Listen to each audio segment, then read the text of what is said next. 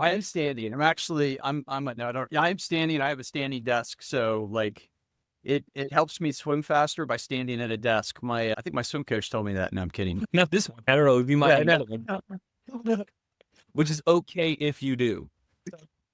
I wanted to invite you onto the podcast, and it kind of just, it happened sort of like in a really good timing in that you had messaged me, I'm going to see you on Friday. I'm really excited about that, by the way. And Yep. then I had made a post on Reddit about your Tahoe swim. So in the open water subreddit. Wait, he didn't know that? No, he didn't know that. He gave me permission forever ago to post on. Yeah, I haven't seen that. I'll have to check that out. Yeah, check it out. People were impressed and confused.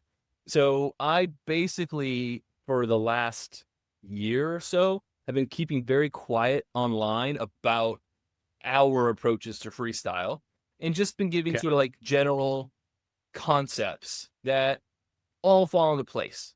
And so I thought it was really important to start to stir the pot a little bit and give some contrast to the internet. And you're in the middle of that contrast. Awesome. So I thought, hello, we should have Ryan on to talk about these types of things and what his experience was. And from my recollection, there was some apprehension about making the change. For sure. So Ryan used to swim completely differently, correct? The point of what we're doing here? Let me tell. Backtrack and give some information about Ryan. So Ryan and I started working together, was it 2018? Yeah, 2018. I think it was. Yep. Somewhere thereabouts. Right. And I was biking and swimming, but trying to get stronger swimming. Right. Not open water swimming at all. Like it wasn't on the radar really. No, it wasn't. It was just, splashing around back and forth in the pool. Right. And so then COVID happened. Yep.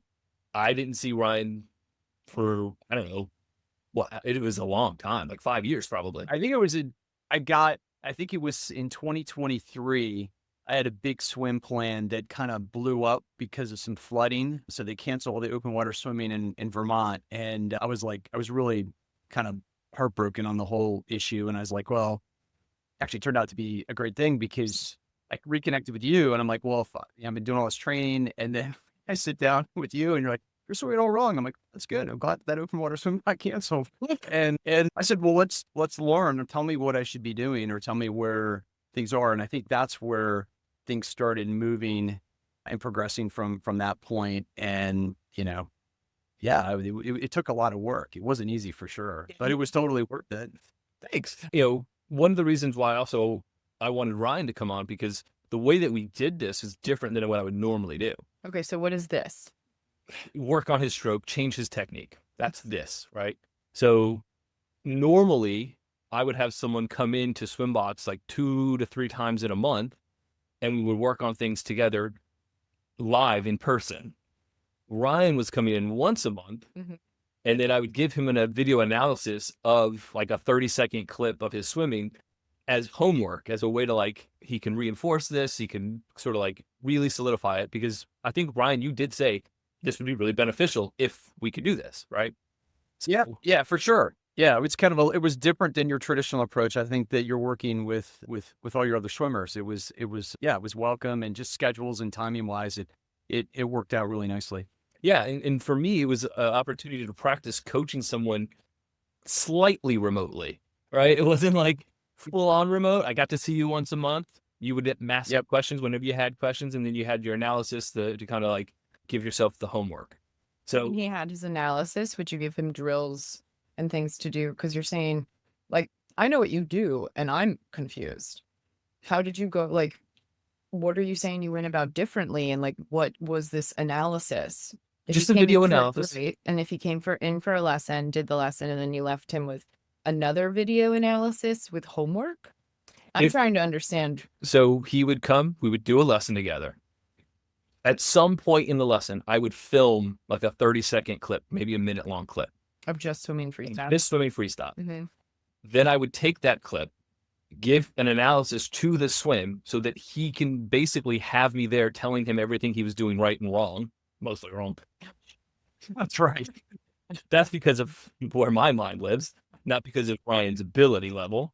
So, right. So Of it was course an not. opportunity for him to almost like have this like reiterated concept So when over you're and over seeing again. analyzing the stroke, And you leave him with he has the video of him swimming and your voiceover. in drawing or whatever I was drawing Okay. to point out I things. just want to make sure And that everyone understands what you're saying by took home an analysis. Yeah. What that actually entails. And so then I might have sent you some drills that I broke down over video, but I might not have. I don't really remember. Yeah, a couple here and there. Yeah. If you Like, had a do this. something. She's doing it better than you are. This is what you want to be doing. Okay. So I did my best to replicate all the incredible swimmers that you have and you're working with that were doing it right. That I was kind of like trying to get there. So yeah. So when you were confronted with, I think we need to change your stroke around. I don't teach that anymore. All right. Did you have an initial reaction to that?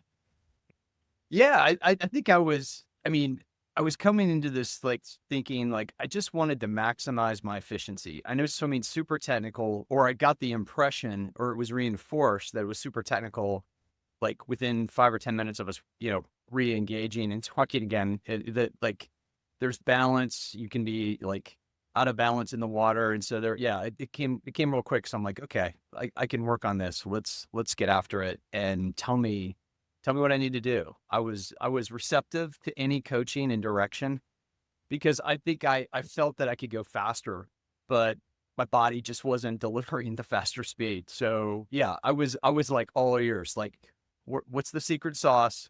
Mix it up and let's get after it. Do you feel like that it was the adjustment that we made? People define freestyle in lots of different ways, and how freestyle looks is usually how they define it, right? Sure. I think the internet likes to define freestyle by what your arms are doing above the water. I like to define it more like what our arms are doing in relationship to each other versus, so like a front quadrant freestyle would imply both arms are in the front quadrant at the same time. That's a good way to define that freestyle. Ours approach is more like an opposite quadrant freestyle, which I think is Yeah. a better way to describe what we're doing. But the internet really, really loves to talk about elbows above the water. And that's what they really had an issue with when it came to your stroke was, Okay. why is his arm so straight, right? Or like those kinds of Who's thoughts. they? You mean The internet. Yeah. They use the internet. Yeah. Okay. So when you first met Ryan, did you teach him a different thing? Yeah, we were coaching a front quadrant freestyle at that point, Okay, so that's so- what he got. That's information we need. So when Ryan first came to you before COVID, you taught him something completely differently. And that's why we said I had to go, sorry, we got to change everything you do. Right. But from what you'd already taught him. Mhm. And that's a big piece here. Yep. Right. Like, so you taught him something completely different in 2018. Things happened. Time passed. He came back. Mm-hmm. And My you- knowledge and changed too. You went, hey, all those things I taught you, we're going to change them. Correct? Yes. Pretty much. I mean, as I recall, it was like, hey, that was good then, but this is better now. And here's Right. why. And Dominic got, as I recall, got like really technical on like the aspects and the freeze frames of some of the video that was shown and just some of the studies that had been done. And again, I'm like a willing participant to try to get more efficiency from my stroke. So I'm like, let's do it. And I was basically ready to do anything. So Was it confusing for me to say, we're going to keep your arms opposite? We're going to not spear into the water with a high elbow. yes, Do you recall any of the yes, the actions that it was it was a mess. I was an absolute like I came in like honestly coming in with some degree of confidence. I had some smaller distance under 6 mile swims under I think that I had done, and I was preparing for like a really big swim that didn't happen, and I thought like I got this, like I know what I'm doing. I quickly learned I didn't have anything. I wasn't stroking with my left arm, which I thought I was. My right arm was a little wonky. My legs were splayed out. They were opposite. I was out of balance. I mean, I was swimming upstairs, swimming uphill Yeah. as he's going down upstairs. I'm swimming uphill. Like there could be a master class. Like the internet would revolt if you send the master class of before and after videos here. It was kind of like rough, but again, I was like, I think I had a willing spirit of like, I want to get after this and I want to learn because clearly you have more information, new information. You know, life is dynamic, things change. Totally accepted that. So I was like, let's take and incorporate this new approach and let's see what happens. Let's see where it goes. Was there anything that's like, just kind of like thinking about it, are you surprised? Have you surprised yourself? I mean, I know I've just been surprised with the messages and the updates that you send me. Anything that was like very surprising from this adjustment to your stroke? I'm a lot faster and I'm not as young as I used to be. Like I was an was an 8 and under all-star. And I think that was like the peak of my swimming career at NBSL at All Stars one August afternoon. And like, it's really not gone or trended in the right direction after that. So, you know, I swam in high school. I swam, you know, year round, graduated, and I didn't swim in college, but I did compete in open water swims. I did, you know, running and triathlon like a lot of your athletes probably do, and then transitioned over to bike racing. And then, but I always kept coming back to swimming. And I thought, you know, I'm super competent in swimming. I was put on the swim team at a young age because my mom said I had too much energy. So I was like, okay, like I can do this, and I think it's gonna like work out okay. And so I just kept kind of gravitating back through some of these breaks and segments into other sports, coming back to like, hey, you know, swimming's really good. And oh, by the way, like open water swimming or marathon swimming, like that's really attractive to me because you have this whole element of like water conditions and wind, and you just don't know what you're going to get. So there's that kind of like mystique or like question mark. It's like, how's this going to turn out? I don't know. Let's go find out. So that's really been my attitude in all Those of are the this. exact reasons I stay out of the open water. The exact reasons. Yeah. I don't know what's gonna happen. I can't figure this out. I don't want to know. Stay in the pool. For sure. Wait, I didn't know you did NBSL. What team were you on? I was on the Park Lawn Piranhas. Yes. That's so funny. I had no idea. I didn't either. I didn't Yeah. know that. Oh my gosh. This pays. I did that. And then over at college, like between college, I actually coached. I was an assistant coach with the NBSL for 2 summers through college, helping a former teammate out. And that was a lot of fun too. So I really enjoyed, like, I love swimming, and it was fun. I was a lifeguard growing up. So it was like, I was very, very much accustomed to the water, being in the water, helping others enjoy the water as much as I do. So And that is so funny. I had no idea. yeah. I feel like I low-key Yeah. now know nothing about you. I'm like, wait, what? You grew up here? We did all of the same things. That's ridiculous. Yeah. That's crazy Yeah. to me. Did you keep swimming your whole like? Did you swim year from- round at all? I did. I was a year-round swimmer. I started with Solitar, I think, over in the Tuckahoe pool back in McLean. I think Solitar was swimming. Like this, I'm kind of aging myself. I have to get in the time machine, go back a couple decades. Yeah, and they're then some. gone. And then You know what I did you're that. talking about. Yeah, and then so Solitar was awesome, and then I gravitated to Arlington Aquatics, Oh, and I was AAP. swimming at and so doing a lot of swimming at Arlington Aquatics, and was really with them, I think, as I recall, for most of my swimming career through high you- school. And so it was a lot of fun. It was a lot of work, but I think honestly, like, I think that like I'm accomplishing some really cool things now in open water, but I think it's because I was doing the reps like 2-a-days back in the, way back in the day, decades ago. I was putting in the work to do a lot of swimming, probably definitely not how I'm swimming today, but I think all of those, 10,000 hours as it's called, and in my case, maybe hundreds of thousands of hours in the pool going back and forth, following the black and blue tiles on the bottom of the pool have probably helped, build the conditioning and build, again, a desire to keep growing and even decades later, like still want to compete and have fun and see what's possible. Yeah. So since you said you coached, I've got to know, how did you get that job? I think it was by default. It was not. Thank you. So I've talked about this so many times. I'm like, swim coaches in this area are just on a swim team, and then someone asks if they want to coach, and then sometimes they just stay a coach forever. But you were never trained. No one gives you any information. They're like, if you did this, you Right. could do it, right? And you go, sure. Yeah. And now I think it's fascinating that we have one of you in the wild that I didn't even know about, didn't even know you existed, and you are one of our clients. Like, you spent Yes. your whole life, you coached, you swam more, and now you came and you're like, okay, I don't know what I'm doing. Like, it's fascinating to me. I think it's amazing. I didn't know any of this. I did not. That's Yeah. crazy to me. You are A, proving my point, and B, that's just so cool because I am assuming that you had to swim your strokes as a child with like a keyhole pull underwater. Keyhole, that's it. Yeah. Thank you for Put me in the DeLorean and took me back I to the remember that. back in the 80s. It was back in the 80s, and it was the keyhole, and then it was it was all sorts of like silliness relative to where we are today. Yeah. For sure. Yeah. And, the internet thinks that what we're doing is silly, by the way. And I think what they're doing is silly. It's all right.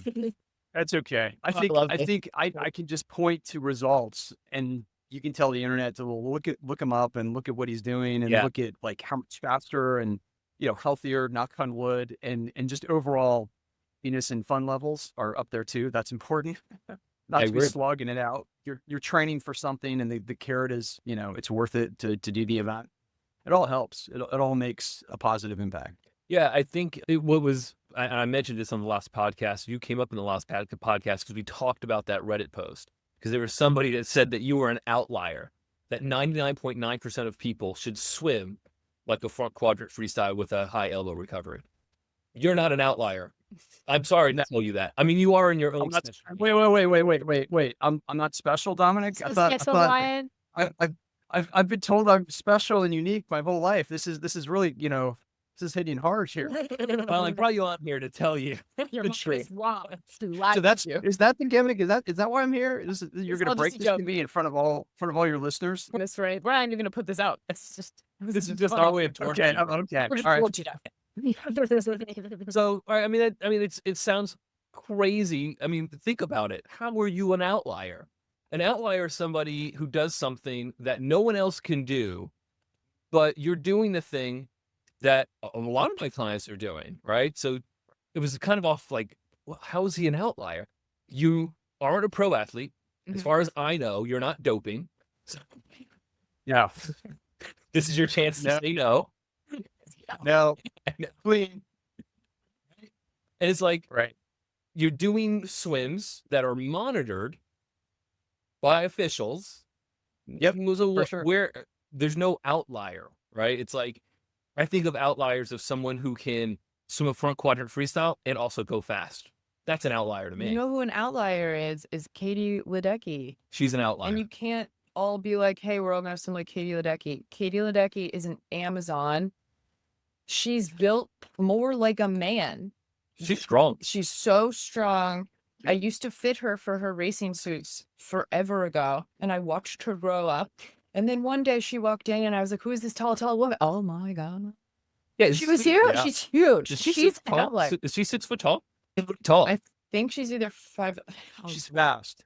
Like if I got in the pool with her, all I would see would be bubbles. Like I mean, I'd yeah, be like she's Yeah. who am I gate artist for the reason, trying to keep up, right. That's the reason. She's amazing. Yeah. And the sustainability in her career is just epic. I She's mean, 6 feet tall. she's not 18. I mean, she's fantastic. She's a great role model, a great individual, just an awesome overall swimmer. Agreed. Mhm. I think she's a great demonstration of not an outlier who, just because she's strong and tall, but she's gotten to the point where she's gotten to because of consistency Yeah. and training. Yeah. Right.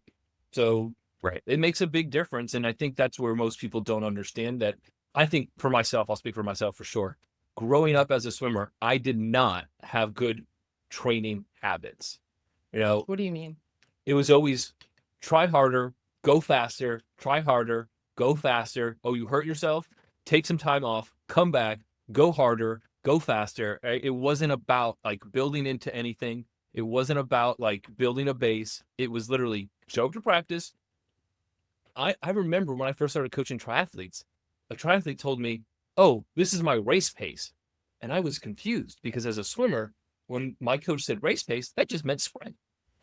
Exactly. Right? But that doesn't But that's not necessarily good mean- training habits. Okay, so you personally didn't have good training habits? That's what I said. Yeah. Or you're saying that the workouts you were giving didn't. Myself, Needs to me good personally, training right? Because I was chronically injured all the time, probably because of my training habits. I would do things like train outside of training, right? Yeah. That's a bad thing to do. But you, Well, and there probably wasn't as much science and information. I mean, And- the internet wasn't there. Go back to the internet. Like all those friendly folks on the internet, they weren't there to say, "Oh no, hey, try this," or "Hey, Most look at friendly this," or podcasts. people didn't have podcasts or blogs or all the information that we can be overwhelmed with today. But that if you can read enough and search enough and early search in the right areas, you can find a lot of really good stuff out there, and that wasn't there necessarily initially. Right. Right. I mean, think about when you were swimming. You're a little bit younger than I am. You got to drink all the chocolate milk you wanted because, everyone knew chocolate milk was great for recovery at That's a that point. pottery drink. I Yes. remember that. I was in college. Wait a second. Are you saying it's not anymore? Because I mean, if it just makes give me a you feel sec. better, I'm gonna have to adjust. I just learned something here from my Yeah. training manual. I do remember that. I don't know. I would be like, you can't stop me from having chocolate milk. And then no one watched me make the chocolate milk. And I'm like, this is a mistake. It's like, Right. way too much. yeah, whatever. It's for recovery. Sure. So, yeah, I mean, I think, these training habits caused me to have a lot of bad thoughts about training and swimming and working out. And not until I was an adult now, basically, that I recognize this and recognize, oh, if I am consistent with low effort, I'm better. If I'm consistent with just making sure I do something, not kill myself, I am better. Because I would do things like, oh man, I'm really tired today. I had a whole bag of Doritos and some ice cream for lunch. I know I'm going to crush my swim practice now. How old are you? I was a teenager in high school. Okay. So, I mean, that's pretty normal. but it's still bad. Yeah, it's still bad. I don't think But- that a lot of swimmers But are doing it. probably not. I mean, the kids that I see lining up at these when I go to various pools around the area, and they're swimming like one lane over, and they're in high school. I mean, I'm guessing that they're probably just by their speed and just by their determination, and some of the times you see that all swimmers are posting up that they're probably tuned into like higher awareness on diet, sleep, exercise, dry land training, which really didn't exist Yeah. when I was growing up as a swimmer. Like you just swam, and recovery was like sitting on the couch with your chips. So yeah. Yeah, I remember doing dry land. We first started with doing ultimate frisbee as dry land, which is fun. It's a Okay, fun source cool. of dry land. I hated when they turned dry land into games. I was like, But- stop. I want to just do something. Then my coach had the Fun. great idea to do ultimate frisbee with like an 8-pound medicine ball. That's a terrible idea. Let's kill Yeah, all the it children. isn't. I don't think that's gonna end well. Rip their eyes out if they're Right. And I was telling my swimmer this morning, who was a 10-year-old, Good Lord. that my swim coach growing up, he was an accountant. He was a phenomenal swimmer. He swam at Old Dominion. He might have got a trial cut. He was a great swimmer. But when it came to coaching, all he knew how to do was kind of grind people out. He didn't know Give good technique. He didn't workouts. know Yeah. good practice necessarily. He just was like, here we go. Oh, ultimate frisbee. You guys are doing fun and having fun with that and doing well. Let's add an 8-pound medicine ball instead. For sure. I think kids like at that age, you're almost just like make the kids keep moving. Right. You can't make this is beneficial no matter what I do, and it's slightly different. Right. And I could look back in hindsight and go, okay, I'm a coach now. I know that wasn't probably the best thing, but also that was the guy that made me fall in love with swimming. Yeah. I owe him We everything. play sharks and minnows in one of our pools the other day. In the endless pool. In the endless pool. I How had did that go? Oh my gosh, it was actually really adorable because they were sisters. But I did one of them lessons as an exception because I work with her older sister, and the older one is 12. The younger one just turned 8. She has the attitude of like a sassy grandma, but she doesn't like to work, quote unquote. And I couldn't figure out how to make the work fun. Like normally I'm very good at making the work fun for her, and I just took her and it's great. And this day I could not. And I was very tired. And I was like, okay, Frances, what would you like to do? And she said, play sharks and minnows. And I went, how would we do that in here? But like that's a great story, because I think so much of swimming, we talk about all the rigidness and the diet, exercise, and all the Yeah. training, et cetera. But like I think back to the NVSL days, I think back to like summer swim team, and it was like there's a lot of goofing off that was involved too. There was a lot of like pasta dinners. There was a lot of like, okay, it's Fun Day Friday, or we're gonna play sharks and minnows, and like the 18, the 15 18s will be in the deep end, and like all the 8-unders will be like trying to paddle from the shallow end, trying to pass the ball, and like there's an element of fun, and that community I think really helps kind of facilitate the love of swimming, because you may not be super fast, or you may not be maybe not super slow, but like there's just the community aspect of it. I think that's what makes swimming so great today. I mean, today now I'm removed from NWSL, but like there's a core crew of people that very social that I still stay connected with. That are swimming, doing all sorts of awesome open water swims, and we're just bouncing ideas off. So that socialization and that openness and that like, hey, ask anything, like it's acceptable. Like, and I'm not sure you'd find that coming from the triathlon world. I don't think I'd find that if I was lining up with a guy. I'm like, hey, so tell me about your recovery and your splits, or tell me about your bike and tell me about your run. Like, I think that there's a like healthy competition in that arena, and but more maybe openness and giving in the swimming community, which like that's why I'm still doing it and why I'm having fun. So I think that's true for the open water swimming community. I don't know about for the Yeah. rest of the swimming community as adults, as master swimmers. I could Yeah. tell you that if you're a female and you go to a pool by yourself, you'll have all the advice given to you that you want. Nobody's ever seen me at a pool. All of my female clients go, some dude had to come up and tell me how to swim again.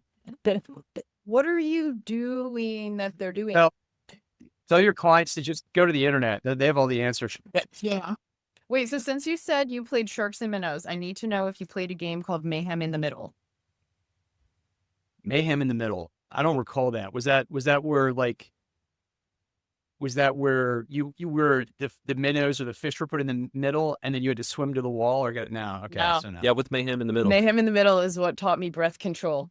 You really shouldn't play it. I don't think they let us play it until we were 12. But it was like a new thing that came about when I was on the swim team, because we played a bunch of games, obviously Sharks and Minnows and stuff. And then one year, I think someone introduced it. But you have 4 teams. You're in the diving well. Each team is in a corner. All you have to do is get to the opposite corner without taking a breath. The last team with the last person wins. Mayhem in the Middle. Everyone is going underwater to the bottom of the diving well and attacking one another. Try to get you. Yep. Try to get you to pop up. And it was so much fun. I don't even know how to explain it. You obviously couldn't do certain things, right? We're just, we're kids. We're trying to be nice. Right. Yeah. And I remember the first time I played and I was, it was an all-stars practice. That's what it was. And I was the youngest kid there and they almost didn't let me play. And I had to swim a 50 underwater. And I think they thought that I wouldn't be able to do that. And they were trying to get me to not play. Right. But I did it. And so then I was allowed to play. Legit. Yeah. Wow. I was the winner because everyone thought I was going to be a joke. And I remember being like, you guys are all fighting. I'm just going to slither around you and hold my breath. Yeah. That's awesome. Fight you a little, but I feel my breath and I can get it. It's so much fun if you don't all beat each other up under the water in the middle. Maybe we should set up like a rec league, Mayhem in the Middle for adults during summer league. Right? Because one of the series gotta be open. Well, some kids would try to go around and not be a part of the mayhem, right? But after a certain amount of time, you can't really avoid that. Right. And so it was really funny if those people went across to the corner first and they would look back into the middle, people would be under there for so long.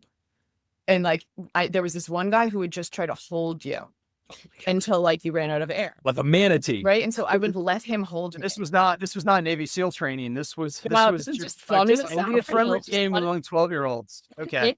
He held me once and I was just like, okay. Oh, you want me to run out of breath? I'm better controlling you. I'll just sit here and conserve my energy. And we stared at one another. And realized he was running out of air. And I'm like, okay, I'll still just stare at you. And then I let out some air and kicked off of his chest. Oh, jeez. I was tiny. He was 18. He deserved it. Yeah. I didn't kick him. I just lightly pushed my feet off of his chest. He flat. This is a great advertisement as we open the winter, open summer swimming for all the parents out there that are thinking, maybe my son or daughter should be, maybe they have a lot of energy. Maybe I want to get them on a summer swim team. This could be a really good advertisement for the positivity. Yeah. And if you're afraid, I've never heard any moms and dads get their kids swimming. None of my competitive kids have a clue about the game that I'm talking about. No one's had a clue about it. And so I told some of them, because I have 12 or 13 kids on the same summer team. It's like, do you want me to come to the pool this summer and we can play this game? And they were like, duh. And now I'm scared that they might murder me. None That's of not awesome. very good Fine. breath control yet, and so I'm like, okay, if I can still hold my own there, like I'll be solid. But I also can't like. There you go.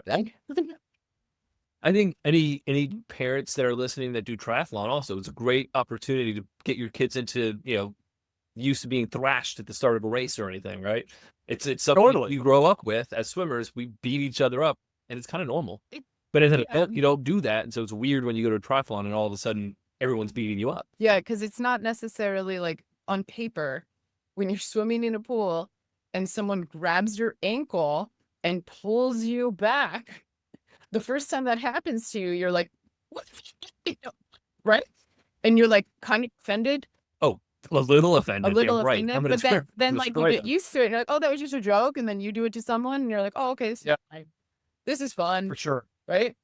But I really liked those games, Mayhem in the Middle and Sharks and Minnows, because also my team made Sharks and Minnows into like fighting underwater. Oh yeah, the rule. How does it not? Right, the rule was at some point changed to, in order to get somebody out, you had to pull them to the surface. Yeah. And tap And them tap on their the head. back of the head. Oh, and the tap on the head. That's right. Yeah, that over the surface so that you were changing when you're breathing and like that. Because I would trick people. I'd go up to the surface. There could be a niche here for adult sharks and minnows. Like that could be something that we might want to explore. Not much fun. And We'll get this worked out at a or like pay-per-view event. So much fun.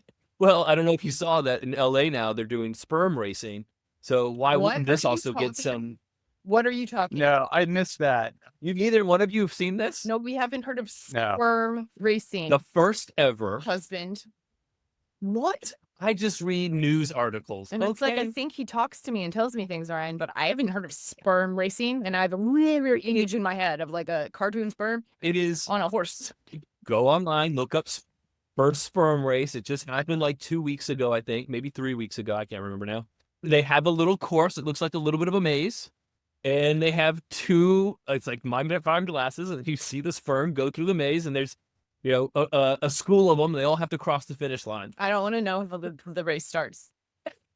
I believe it's through a dropper. I don't know. We're just going to end that one there and let everyone think their own thoughts about how we started the race. All right. Oh, the difference. Yeah. Get into the race. So my point is, if somebody's willing to watch that, why wouldn't someone be willing to watch adults play sharks and minnows? I didn't even watch it. I want to. That could be fun. That could be fun. Yeah. Put me on the Sharks and Minnows distro list. I'm all in. So I'll put it together. I really liked about those games was that because I was always very competitive, but what I realized like a few years into them, like, why did I keep wanting to play them?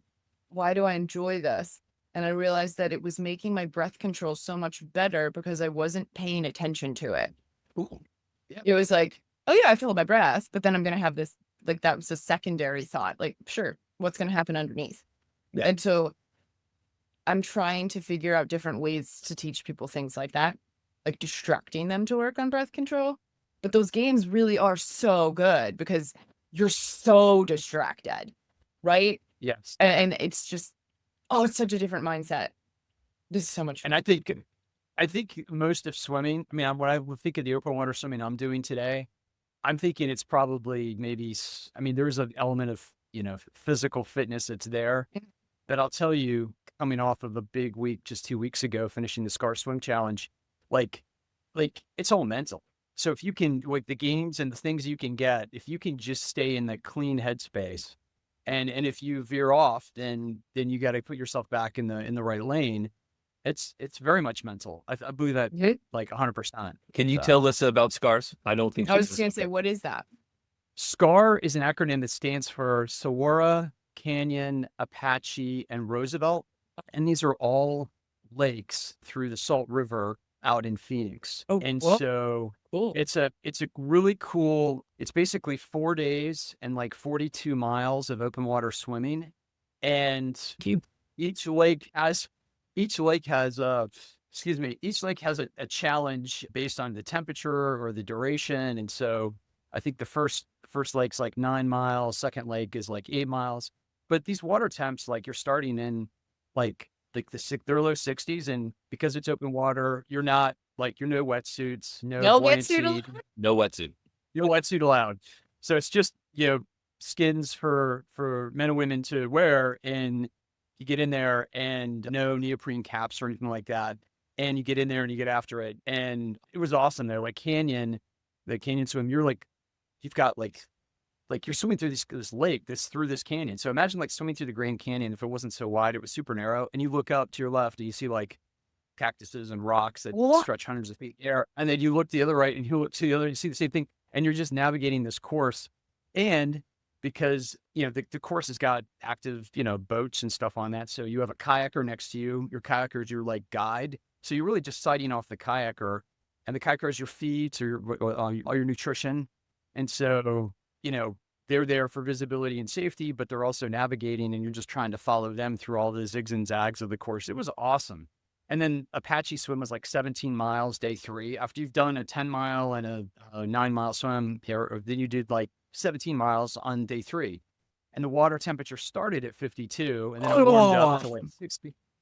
Jesus. It warmed up to 62. Warmed up to 62.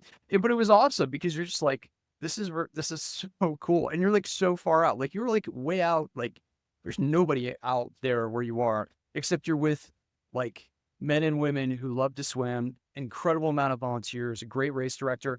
And like people came from like Australia, Canada, UK, France, Ireland, Colombia, Ecuador.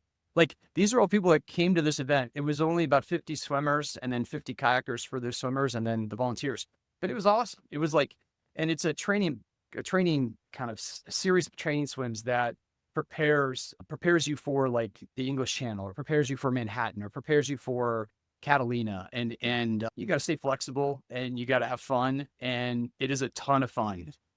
So I highly recommend that if you're looking for a serious swim challenge, Yeah. like this is it. I'm not discounting any other swims because they're, I'm still new at this and pretty green, and I'm, expanding and doing some new things. And No, that and one looking to sounds do so more. cool. Yeah. A couple of years ago, Carol Wortman sent me photos of her scar swims, and they're fine. Yeah. They're so weird to look at. Right? Because just like you were describing, you're like, Better kayaker take them? probably the kayaker took them. Yeah. It's just like swimming on Mars. It's what it looked Yeah, like. it was. This It was. so cool. Like, and I don't like open water swimming. This sounds so cool, minus the fact that I literally don't think that I could do that without a wetsuit. I feel like I would freeze to You death. would freeze. Yeah. You don't have any body I'm fat. like 115 pounds. just pure muscle, no fat. Some, I'm Really really skinny. but like, I'll tell you what, like there's Oh, like jeez. swimmers of all sizes, but like 7 of the top 10 finishers in SCAR were women. I mean, it was and Damn. they were fast, fabulous, and just rocking it. I mean, it was like, it was unreal. And I think like if you can acclimate to your cold, and everybody's body type is different, but like if I think it just takes cold acclimation. No, it's cold showers or jumping in the cold plunge at the gym or at home, or like not wearing a jacket. I mean, it's a lot of small things, I think, that just kind of acclimate your body over a series of years or quickly. If you want some excitement, to try to see like, okay, how well, how well will this do? How well will I do in these elements? How did you even find that race? Oh, it's very popular. Okay, I've known you forever. It's and popular. Yeah. Yeah.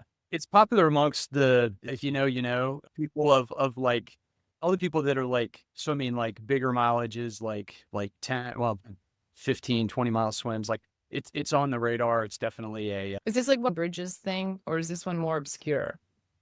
this one is, no, this is, 20 Bridges is still, that's rebranded Swimmer on Manhattan. Ooh, And Big so, difference. It's the same thing. I mean, I got the Bridges. yeah. Yeah, so no, that's okay. Fun fact, there are actually 20 bridges to the island of Manhattan, hence the name. That's run by New York Open Water. I did that in October. I highly recommend that event as well too, because that's got to be probably one of the coolest swims I've done in my short open water swimming career, because you just see the city and it's incredible. So I'll put pictures up in the description. The pictures that you sent me, or the videos you sent me up. Yeah, so yeah, people can see yeah. it. It's really cool. It's just like there's little Ryan in the water, and there's these big ass skyscrapers. Yeah, and like ferries and like Staten Island ferries. Like, I mean, what's that? Where do you get in and out for the swim around They Manhattan? start at North Cove, which is lower kind of towards Battery Park on the Hudson. So that would be on the west side of the island. And if most swims will start at Battery Park, right where the Staten Island Ferry is. But if you're faster, then you get you get to ride around up the East River to Mill Point, where the Harlem River separates from the East River. Whoa. And there's a Mill Rock, and that's where you start. That's where I was lucky to get started there. Fun fact: when I was submitting my application, I submitted the wrong time for my hour swim. I put it in yards instead of meters, so I overestimated my swim time by about 10%. And so I didn't realize that until about 5 days before the event, or a week before the event. New York Open Water does a great job communicating. They sent me a timeline, an Excel spreadsheet, very detailed, based on your time, Ryan. Here's where you're going to be. Here are the landmarks you're going to hit, and this is where you're going to be. You got to be around Battery Park by 4:30 because the tides change. And if you're not there, we're just going to pull you out. So this swim's actually matters. It is current assisted. So you get a nice push or pull a little bit depending upon where you start. But I was kind of that was more of a fear-driven swim, or I got to make it around, or I got to make it to the next spot before so I just went, I got in the water. It was October. It was a colder water. So it was 63 or at least colder for me at the time. And just wanted to try to, get after it. When you are Wait, no wetsuit? Sorry. no what's it? Gee, no wetsuit. Yeah, no wetsuit. Just again, I thought open water was that you could wear a wetsuit up to 70-degree water temps. No. When did That's that change? that's the USAT triathlon rules, or is that the triathlon rules at state? Yeah. Mostly you can't wear, people doing open water swims aren't doing that. They're wearing they're wearing a swimsuit that they're comfortable in, and then they're covering themselves in diaper cream or Yes, it is. So so just get just caked over on that. It doesn't come off easily, but it keeps your skin protected for sure. Yeah. Yes, it does. Did anyone at SCAR talk to you or ask you about your approach to freestyle? Do you feel like there are other people swimming that way? I saw another swimmer. I saw a couple swimmers on video on Facebook, it posted their kayakers, took some video of them, and I was like, oh, okay, so Sue has a similar stroke to me, but Sue's a friend of Carol Wardman. So maybe they've been talking. So yeah, I don't. There's a couple of swimmers, but there's a lot of high elbow. There's a lot of stuff that I used to do that I just don't do anymore. Yeah. And I actually told my kayaker, hey, because when you start these swims, the kayaker's out in the water, your wave is released, you go out. It wasn't a big wave initially, but I'm the guy that has a straight arm freestyle. I'm not high elbowing it, and so it should be easy to spot. So I use that as a descriptor. My kayaker found me, thank goodness. So it all worked out okay. I like that. Awesome. So I think for me, one of the things that I teach people that is very different than what they're used to is the feather of the stroke. Yes. So did you struggle to understand that movement? Oh, for sure. Okay. I struggled with that for a really long time. And then you sent a video of one of your swimmers, and she had a really solid feather in the tank with you, where she was pushing out, and you're really trying to extend that feather out and capture as much under the water power as possible as you finish that stroke. I'm still trying to figure that out. I think we'll talk about that more on Friday. I don't know if my feathers are somewhat plucked, I think, when I'm doing this, but I understand most of the power comes from underwater. And it was a challenge, because what happened, at least for me, is I kept wanting to pull my elbow up. Right. And so I couldn't feather because my elbow kept coming up. And then I would kind of work around, and that's obviously not correct, but it took a while. The video was super helpful. And then it just took a lot of practice. It is a lot of practice. And, it's so interesting to me that it's such an uncommon thing to do in swimming. The feather? Yeah, that feathering motion. It's something that I've not really talked about much with my online presence, or even on the podcast. I will mention it like I'm doing right now, but I don't really explain it very much. You don't. And part of the reason I don't is it's hard to kind of talk about. You've got to kind of see it as well. And I use visual aids when I coach, right? So I try to get people to picture certain things. And one of the things I like to always call to is how somebody's legs look or feet look when they're ice skating. It would be a very similar action at the end of your stroke. The feather motion. to an ice skating movement. Yes. So if you know how to ice skate, you can figure out how to feather, probably. But there's a lot of moving parts. To explain it? I might do it as a solo podcast because it would take at least 20 minutes to talk about with like all the explanations and examples and things like that. We should do a And then you'd have to post some videos of like people doing it well, and then people like me, I'm probably still trying to figure it out. Like that like you were really trying to get that extra push to set up a straight arm recovery in kind of like Yeah. that butterfly wing that we Yeah, talked and about, or you were. you know, you can have a feather and still end up bending your elbow. Your elbow's not going to go straight up in the air, though. a different bend, Yeah, it'll be like a slightly later bend in the elbow versus trying to bend your elbow out of the water, but which also I think it's is what you wanna bent do. to your side. Your elbow is Yeah. bent, pointed to your side, not up and behind you. I think Right. it's all a lot. What I talk about a lot is the rotation of your palm and your wrist. And then I make people look at that and then look at where their elbow turns. They're like, oh, it is up. I'm like, yeah, just don't pick it up. But I never had that context either. Yeah. When I was swimming. Yeah, and I think a lot of this is just the concept that my elbow is supposed to be high during the recovery, which is what do you define a high elbow? Is it higher than your hand? Okay, well, great. Ryan, you swim with a high elbow recovery. Like, even though your arm is kind of straight, it's also your elbow is higher than your hand usually. If So, I was to define that, and in a way that I'm talking about a negative stroke, like the way you don't want to be swimming, a high elbow is when your elbow goes behind your back, that's definitely the thing to avoid for sure. pointing up behind your back. And I think that, one of the things that really stood out to me was just all the pressure in redoing this and refining my stroke, rebuilding my stroke from like the get-go was like, your back is so much more powerful than your shoulders. Dominic, you tell me this many times. And you're like, you get with this stroke, you're really engaging a lot more of your traps in your back, not your low back, because then you're swimming like this, Mhm. but like swim level, head down, and really engage the upper, your back. Like my shoulders, like they're not by jettisoning the kind of high shoulder recovery or high elbow recovery rather. It helped a ton because it's really like all my power now. And I think that's where I'm getting a lot of my power is like, it's not my shoulders, it's coming from my back because Mhm.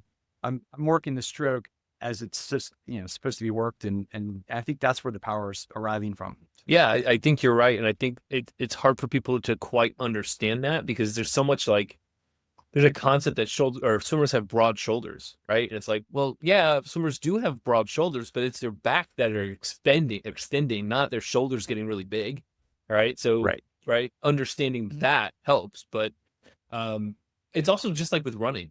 I say it all the time. When you run, you use the back chain of your body to move yourself forward. Well, why would that be different with your arms when you're on your stomach? You would use the back chain of your body to move yourself forward. What do you mean by back chain? Your butt, your glute, your hamstrings, right? Those muscles that we use when we run, we're supposed to be using when we run. A lot of people don't. And then, that's where we get to the point where I go, well, yeah, your thoracic spine is your upper back butt. It works exactly like your glutes and your hamstrings. You just got to know how to work it like your glutes. Mhm. All right. So I would say around your shoulder blades are kind of like around your glutes. I would say your tricep is kind of working similar to what your hamstring would do in the run moment. Okay. I know. You lost me. I let it live in my little weird head, okay? You can explain. No, it's As- it's working out. I'm gonna say it's working. So I know on my agenda for Friday with you, we will be visiting your kick. I know that. Just based on some of the videos. It's a little bit, it's better. Like I used to have the legs, I thought it was doing really well. And then when I had a lot of video and photos from swimming across Lake Tahoe last year, and my legs were like splayed out. I'm like, well, that's me counterbalancing, or it's my lack of balance in the water. It's like, you got to keep the legs, thighs to thighs, toes to toes. So that's been a really big theme in my kicking in the pool and even in open waters, that you got to keep your feet, thighs, ankles, knee, like everything's got to be together and just, nice and easy, not like a 6B kick or a 5B kick or 15. I don't know, all the different technical kicks there are.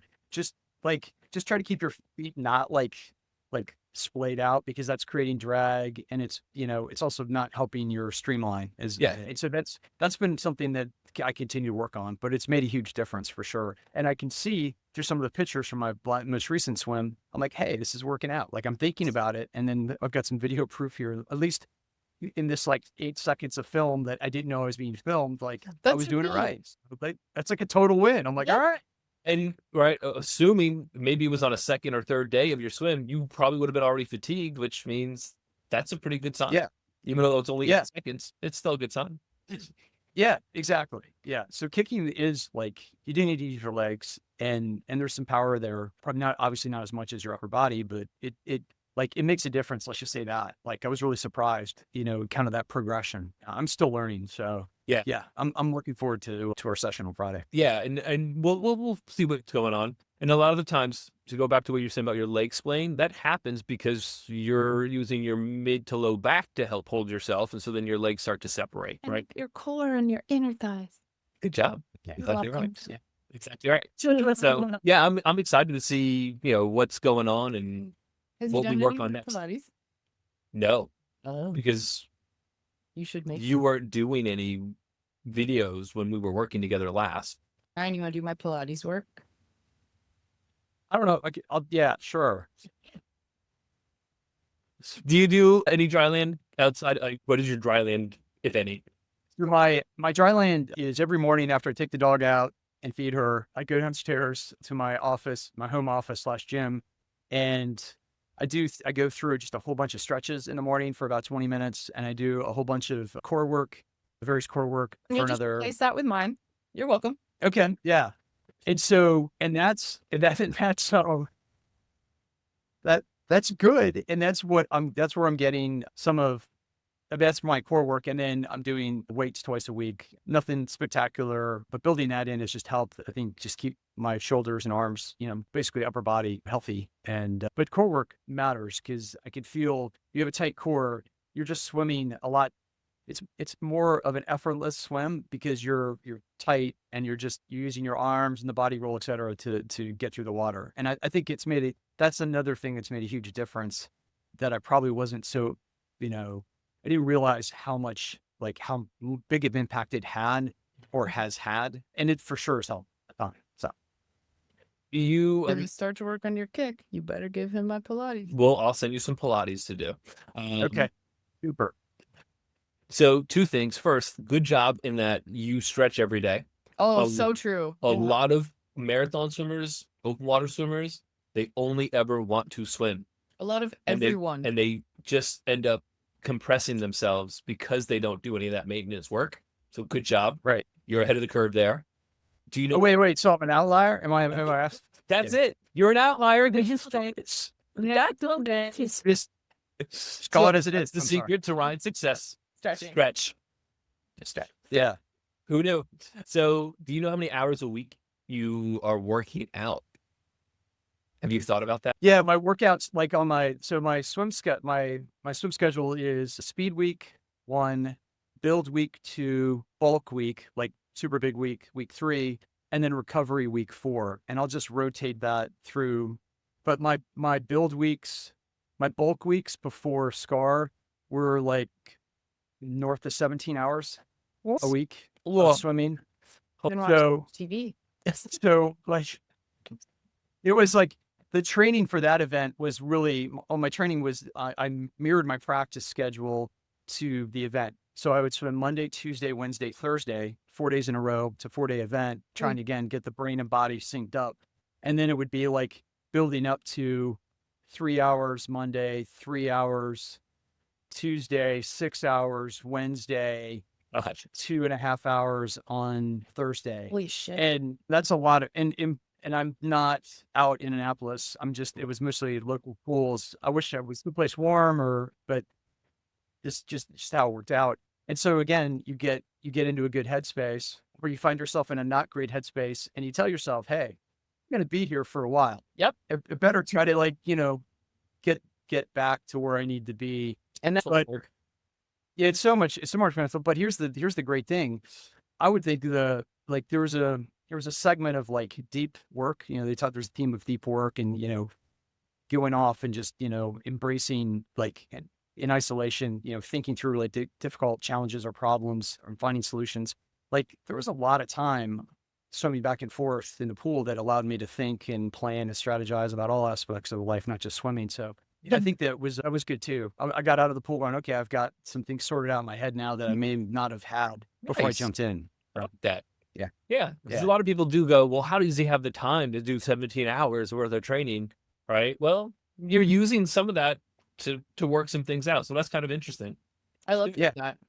Nice. I hate when I ask someone, what were you thinking in that round? And they go, nothing. I'm like, that's bullshit. You can tell me if you're thinking about a cheeseburger. Like, just tell me what you think. I want to know. Yeah. Food thoughts are really like, you don't want to think about it too much because you're really hungry. Oh, you can get your brain all worked up. Like, I want a cheeseburger. I'm like, if it's only like 7:15 in the morning, you're only been in the water for an hour and 15 minutes. Like, what are you doing? Like, Where you will can't I get a get cheeseburger a now. cheese? You have to swim. So yeah, it's fun. So. All right. Let's wrap this up, Brian. We will have Yes. you on again. I think also because we're going to see each other again. So it'll be fun to come. Yeah, for sure. I'm You looking get forward to it. progress. This has been fun. Thank Don't you hang again up. for the He said, "Let's invitation. stop recording and then we'll stay on. Don't hang up.